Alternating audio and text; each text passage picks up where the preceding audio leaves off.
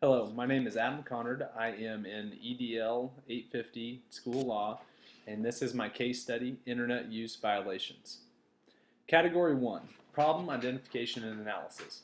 This happens in Roosevelt High School and is located in a large city.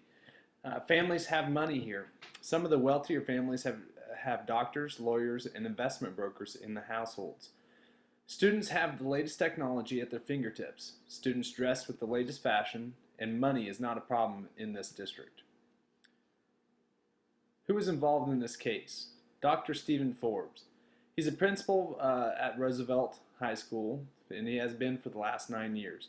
He was recognized as the Principal of the Year by the State Secondary Principals Association 2 years ago. He's very well respected, well educated, and cares about his school. The second person involved in this case is Miss Walker. She has an undergraduate degree, a master's degree, and 1 year of postgraduate work. She is also a first-year teacher. Category 1. What do I know? First, we know that Dr. Forbes has created a staff of excellent teachers. He has been particular in who he recommends being hired. He hired Miss Walker right out of school due to her education and curricular knowledge. Secondly, we know that Miss Walker is a first-year teacher teaching zoology, botany, and genealogy. She has never been married and has a structured classroom focused on academics. Next, we know the rigor of the subjects and her serious approach has caused some of the students to get frustrated with their educational experience. The students are becoming stressed and agitated. We also know that some of the students are aspiring in becoming the valedictorian, where they will receive scholarships and awards. Dr. Forbes is bombarded with phone calls from parents concerned about their child's first low grade in school. Next, we know that Dr. Forbes has put effort in helping Miss Walker in becoming a better teacher. They discuss different techniques in which will create positive interactions with students, but she has not successfully implemented any of these strategies. Parents and teachers are still not happy with the stressful experience they are getting in the classroom. Next, we have a real problem happen. Miss Walker received an email directing her to a specific website. On the website, it had highly suggestive comments about her personal behaviors and critical comments about the rigor of her classes using vulgar curse words. The final comment on the webpage was, "Who wants Miss Walker to disappear?" Lastly, we know that Dr. Forbes has been notified of the situation and he plans on investigating it further in the morning. Category 1 continued. What do we need to know? First of all, we need to know that Miss Walker is a first-year teacher and has had problems with the rigor of her classes. She has had multiple complaints from parents and teachers about her teaching styles and unrealistic expectations of students. Secondly, we need to know that she has been threatened on a web page. We also need to know that she has let her administrator know of the problem at hand. They plan on taking action the following morning. They are going to call in a suspect, Randy Franks, and some of his friends to determine if it was him who created the threatening website. Identifying the problem. The problem is, we do not know who has sent Miss Walker an email urging her to view a website in which there is a threatening message. The email uses profane language and ends in, "Who wants Miss Walker to disappear?" Category 2, Proposed Plan of Action with appropriate strategies for implementation. Step 1, Handle the website. Here's the strategies I would use. Use the print screen feature. Take pictures or copy and paste the contents of the page to a secure location. This is so that the information doesn't disappear the following day and we don't have any evidence that there was a problem. We should call the district technologist to see if he can take down the website. Of course, this is after we have documented what is on the website. Share the site with the superintendent and school board members. Step 2. Find out the underlying issues. Meet with Miss Walker and get all the information that she thinks is important to the case. Have a conference with Randy Franks and some of the other students in the class discussing what is going on in the classroom. Meet with the counselor and other teachers regarding Miss Walker's classroom and her rapport with the students. Step 3. Meet with the suspect and other classmates. Get another administrator, counselor, or fellow employee to be involved in the interviews. We want to make sure that there are other adults in the room so that there is no miscommunication of what was going on in the interview process. Have a way to document the conversation. Tape recorder, camera, etc. Call in Randy Franks and get his story. Call in his classmates one at a time and to get a better feel of the classroom from the student perspective. Category 3. Resolve the issues based on promoting the success of all students. To promote the success of all students, we must resolve these issues in a timely manner.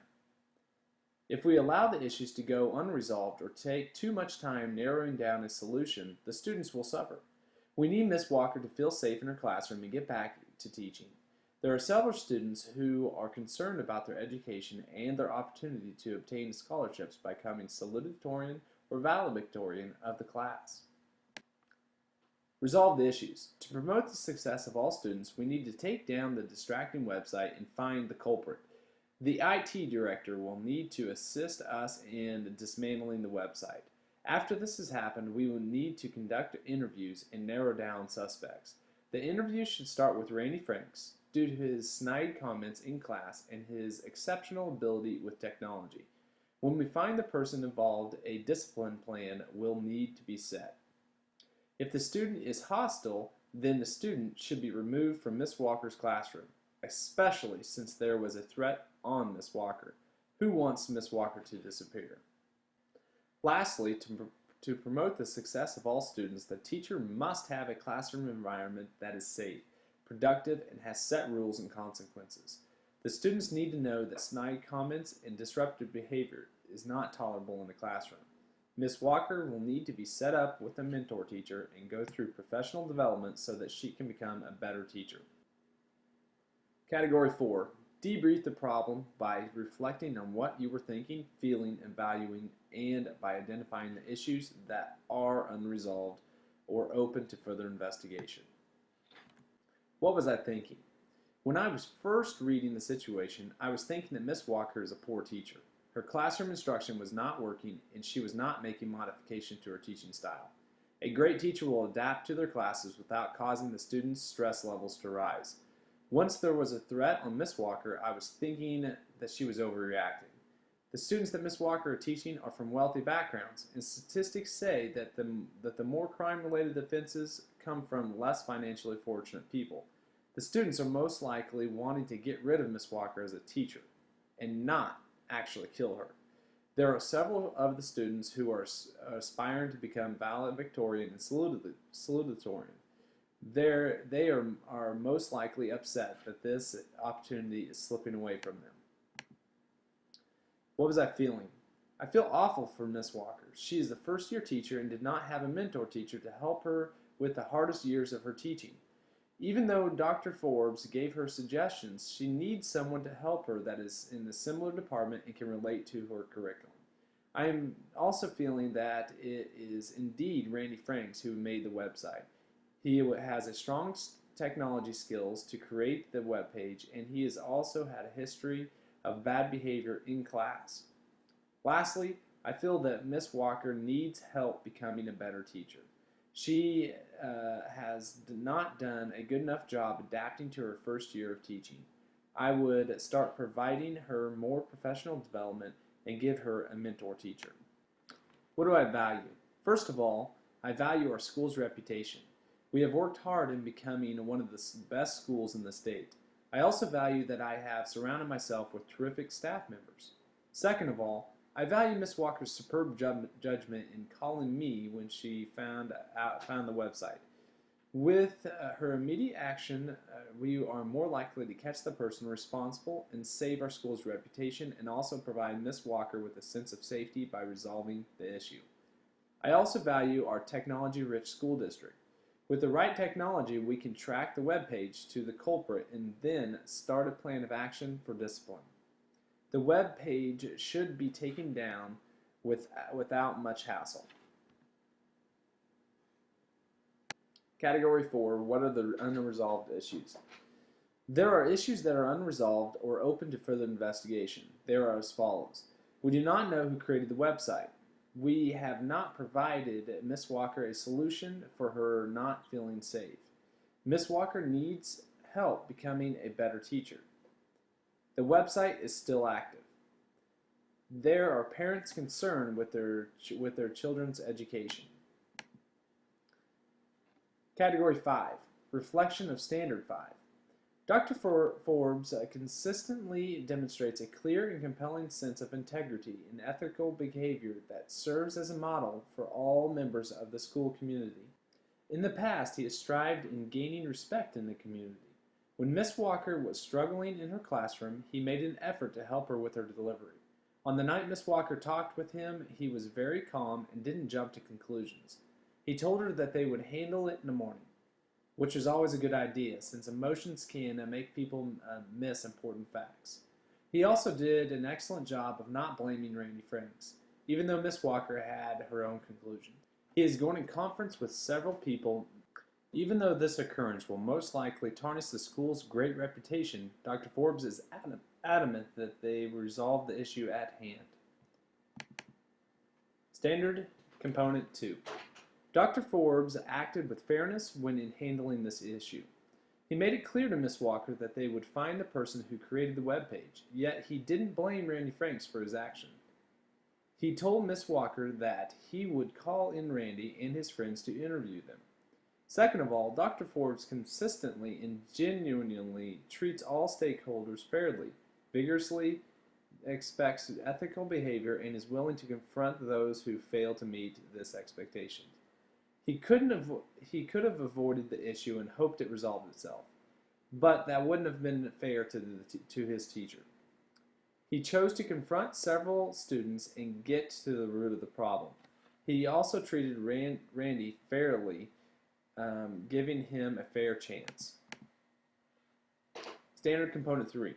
Dr. Forbes models personal and professional codes of ethics that are clearly reflected in the behaviors and values of the staff and students in the teaching and learning process throughout the year. First, he tried to help Miss Walker with her teaching by giving her strategies to try out. He had numerous phone calls complaining of Miss Walker's poor teaching, yet he gave her a chance to get better. Second, the plan that I have derived will get students back in the classroom very quickly. This will ensure that their education can continue. Also, by giving Miss Walker a mentor teacher and providing professional development opportunities, have given her a chance to improve without non-renewing her. This has been my resolution for the case study, and it concludes the last assignment of this class. Thank you.